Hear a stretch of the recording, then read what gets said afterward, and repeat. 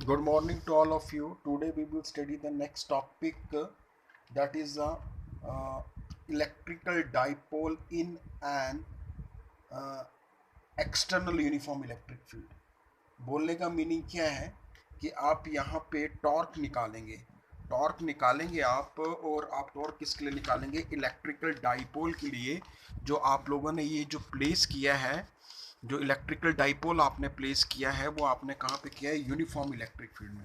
और आप लोगों को मैंने यूनिफॉर्म इलेक्ट्रिक फील्ड बताई थी कि यूनिफॉर्म इलेक्ट्रिक फील्ड आपके पास क्या होती है। यूनिफॉर्म इलेक्ट्रिक फील्ड का मीनिंग आपके पास ये, आपके पास यूनिफॉर्म इलेक्ट्रिक फील्ड है।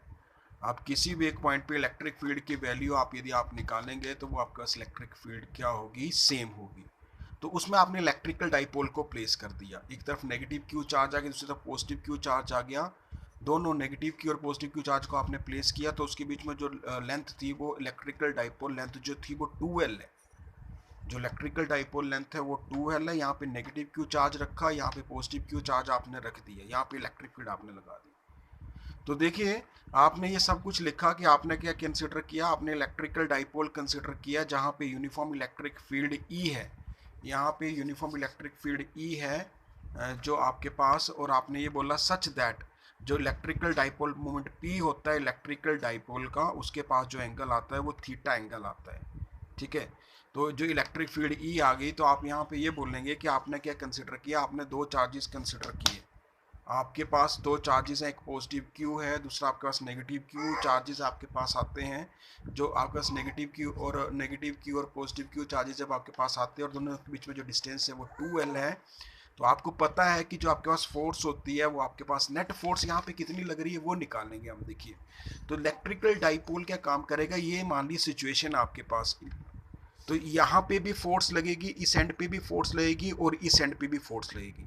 तो जब वो इन दोनों एंड पे फोर्स लगेगी, तो ये जो आपके पास, जैसे ये पेन है, ये रोटेट करने की कोशिश कर रहा है, उसी तरह से जो इलेक्ट्रिकल डाइपोल होगा वो यूनिफॉर्म इलेक्ट्रिक फील्ड में भी रोटेट करने की कोशिश करेगा। ठीक है। तो यहाँ पे दो फोर्सेस आपके पास एक्सर्ट होंगी, एक नेगेटिव क्यू चार्ज के द्वारा, दूसरी पॉजिटिव, एक पॉजिटिव क्यू चार्ज के द्वारा और दूसरी नेगेटिव क्यू चार्ज के द्वारा। तो वो जो फोर्सेस आपके पास एक्सर्ट होंगी, वो फोर्सेस आपके पास क्या आएंगी? इलेक्ट्रिक फील्ड आपको पता है आपके पास होती है फोर्स अपॉन चार्ज की, तो फोर्स आपके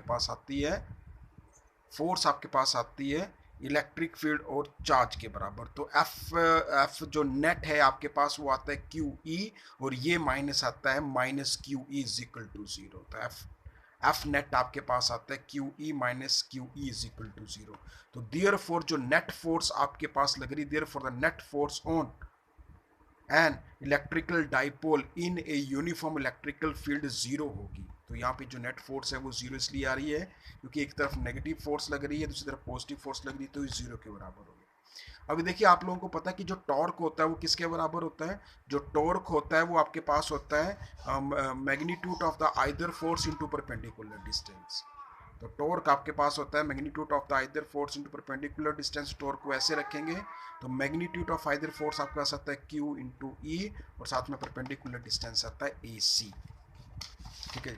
तो देखिए, फिर आपके पास यदि आप इस चीज़ को कंसिडर करेंगे, तो आपके पास ये आपके पास आ रही है ट्राइंगल, और ये जो ट्राइंगल आपके पास बन रही है, इस ट्राइंगल को यदि आप इंप्लीमेंट करेंगे, तो यहाँ पे आपने पंडित बद्री प्रसाद का फार्मूले का यूज़ करें, तो आपके पास पंडित बद्री प्रसाद के फार्मूले का यूज़ करेंगे आपके पास, तो आपके पास क्या आएगा?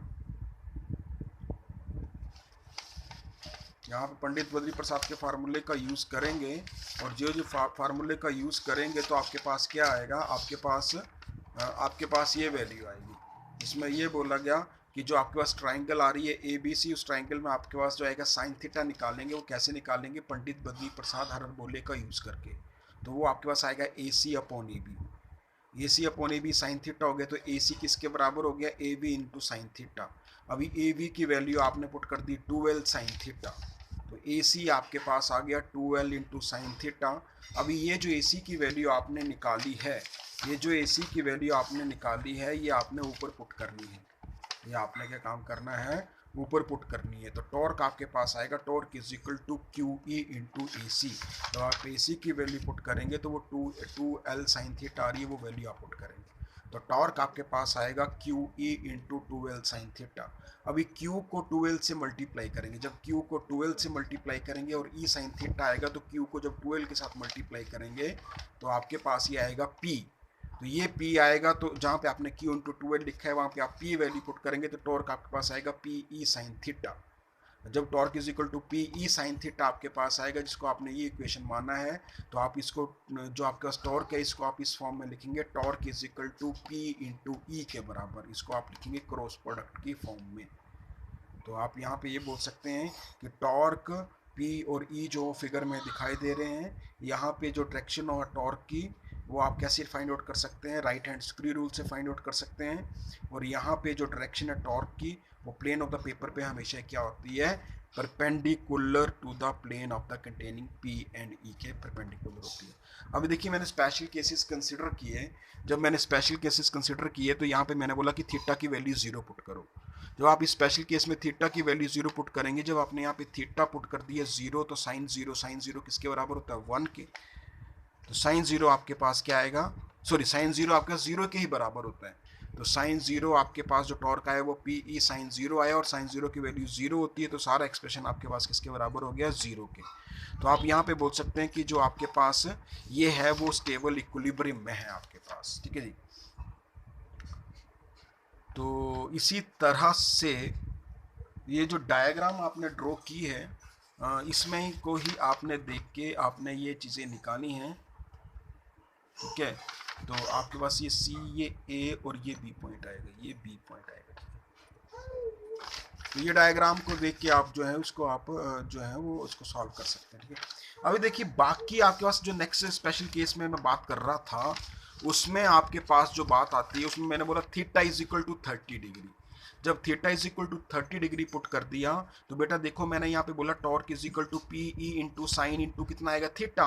बट थीटा में कितना पुट कर रहा हूँ यहाँ पे 30 डिग्री, तो आपके पास यहाँ पे टॉर्क आएगा पी ई अपॉन 2।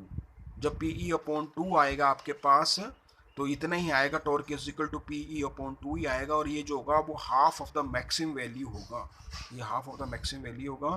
दस when the dipole movement makes an angle 30 degree with the uniform electric field, जो डाइपोल मूवमेंट है वो 30 डिग्री का एंगल बताएगा यूनिफॉर्म इलेक्ट्रिक फील्ड के साथ। तो यहाँ पे ये बोला गया कि जो टॉर्क यहाँ पे आ रहा है वो इस तरह से आएगा और यहाँ पे मैक्सिमम वैल्यू होगी। अगले केस में जब आपके पास theta is equal to 90 degree value put कर दी, जब theta is equal to 90 degree value put कर दी तो टॉर्क आपके पास आएगा पी ई साइन 90 डिग्री।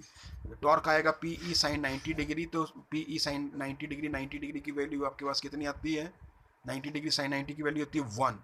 तो उस टाइम पे जो टॉर्क की वैल्यू आएगी वो पी ई और वो वैल्यू आपके पास क्या आएगी, मैक्सिमम आएगी। अगले केस में आपने ये बोला कि आपके पास जो थीटा है वो आपके पास आता है 180 डिग्री। जब theta is equal to 180 degree होता है तो टॉर्क आपके पास आएगा पी ई साइन 180 डिग्री। तो टॉर्क आपके पास आएगा पी ई साइन 180 डिग्री, तो torque P E sine 180 degree आएगा, तो आपके पास साइन 180 डिग्री की वैल्यू आपके पास 0 आएगी। तो इसका मीनिंग क्या हुआ कि जो डाइपोल मूवमेंट है, डाइपोल मूवमेंट है इलेक्ट्रिक फील्ड पे, no torque acts on the dipole, तो डाइपोल पे कोई भी आपके पास टॉर्क नहीं लग रहा है, क्योंकि जब ये टॉर्क की वैल्यू 0 आ गई तो टॉर्क होता है कि टर्निंग इफेक्ट होता है। मैंने पहले बताया था आपको टर्निंग इफेक्ट होता है। जब आपके पास टॉर्क की वैल्यू 0 आ गई तो जो आपके पास इलेक्ट्रिकल डाइपोल होगा वो अनस्टेबल इक्विलिब्रियम में होगा, ठीक है जी। तो आगे आपके पास आता है इलेक्ट्रिकल डाइपोल मूवमेंट क्या होता है। तो देखिए आपने एक्सप्रेशन अभी निकाला, जो टॉर्क है वो आपके पास पी ई साइन थीटा आ गया, तो torque is equal to P E sine theta है, तो पी किसके बराबर आएगा, पी आपके पास आएगा टॉर्क अपॉन ई साइन थीटा। यहाँ पे ई की वैल्यू आपने 1 पुट की, थीटा की वैल्यू 90 डिग्री पुट की, तो पी आपके पास किसके बराबर आ गया, टॉर्क के बराबर आ गया। अभी देखिए मैंने यहाँ पे बोला कि जो इलेक्ट्रिकल डाइपोल मूवमेंट होता है वो न्यूमेरिकली किसके इक्वल होता है, टॉर्क के। इलेक्ट्रिकल डाइपोल मोमेंट जो होता है वो न्यूमेरिकली इक्वल किसके होता है, टॉर्क के। अभी हम यहाँ पे डायमेंशन फार्मूला निकालेंगे, तो डायमेंशन फार्मूला आपके पास आएगा ml2t-2, ठीक है जी, ये आपको ध्यान में रखना है। और इसकी जो आपके पास यूनिट आएगी वो न्यूटन मीटर ही इसकी यूनिट आएगी, ठीक है जी। अभी देखिए बेटा, अभी मैं इससे रिलेटेड जो अभी मैंने एक्सप्रेशन आपको टॉर्क का बताया उससे रिलेटेड मैं कुछ न्यूमेरिकल आपके साथ डिस्कस करूंगा। वो न्यूमेरिकल आप देखिए, सबसे पहले जैसे ये न्यूमेरिकल आ रहा है इसमें ये लिखा गया है N electrical dipole with dipole dipole movement 4 into 10⁻⁹ coulomb meter is aligned at an angle of 30 degree with the direction of a uniform electric field of magnitude आपके पास जो आ रहा है वो 5 into 10⁴ न्यूटन पर coulomb. Calculate the magnitude of the torque acting on the electrical dipole. देखिए ये चीज़ हम निकाल रहे हैं, तो जब हमने ये चीज़ निकालनी है तो आप लोगों के पास जो गिवन टर्म्स हैं वो लिखेंगे आप। तो जो गिवन आ रही है यहाँ पे P गिवन आपके पास, electrical dipole moment theta given है, E गिवन है, तो आपने सिंपली फार्मूला लगाना है। टॉर्क आपके पास किसके बराबर होता है, torque is equal to P E sine theta होता है। तो यहाँ पे P की वैल्यू आपने पुट कर दी 4 into 10⁻⁹ इंटू E की वैल्यू आपने पुट कर दी 5 into 10⁴, और आपने आगे पुट कर दी साइन की वैल्यू, तो साइन आपके पास आ गया 30 डिग्री। जब आपने सारे को मल्टीप्लाई किया और सॉल्व किया तो टॉर्क आपके पास कितना आ गया, 20 into 10⁻⁵ इंटू 1/2 न्यूटन मीटर। तो टॉर्क आपके पास आ गया 1.0 10⁻⁻⁴ न्यूटन मीटर। ठीक है, इसी तरह से आपके पास जो नेक्स्ट न्यूमेरिकल आपके पास आ रहा है उसमें ये बोला गया an electrical dipole with dipole movement 3 into 10⁸ coulomb metre placed with its axis making an angle of 30 degree with a uniform electric field experience a torque। उसने एक्सपीरियंस किया टॉर्क का 1.2 into 10⁻³ Newton. Calculate the magnitude of the electric field. आपको magnitude निकालना electric field का। अभी देखिए आपके पास P की वैल्यू दी है 3 into 10⁸ metre coulomb metre. Torque की वैल्यू दी है 1.2 10⁻³ न्यूटन, और थीटा की वैल्यू आपके पास दी है 30 डिग्री। तो टॉर्क आपके पास किसके बराबर होता है, पी ई साइन 30 डिग्री। तो ई जो होता है वो torque upon P sign theta होता है। तो टॉर्क की वैल्यू होती है 1.2 10⁻³, पी की वैल्यू होती है 3 into 10⁻⁸, और साइन थीटा की वैल्यू थी 30 डिग्री। फिर आपने ये सारी वैल्यूज पुट कर दी 1.2 10⁻³ और 3 into 10⁻⁸ इंटू इसकी वैल्यू पुट कर दी 0.5, सारे कैलकुलेट किया तो 8.0 into 10⁻10 न्यूटन पर कूलम। ये आपके पास क्या आया, इसका आंसर आया। तो ये सारे न्यूमेरिकल, इस तरह से बड़े सारे न्यूमेरिकल आपको बुक में मिलेंगे। ट्राई टू सॉल्व इट, इसको सॉल्व करने की कोशिश करें।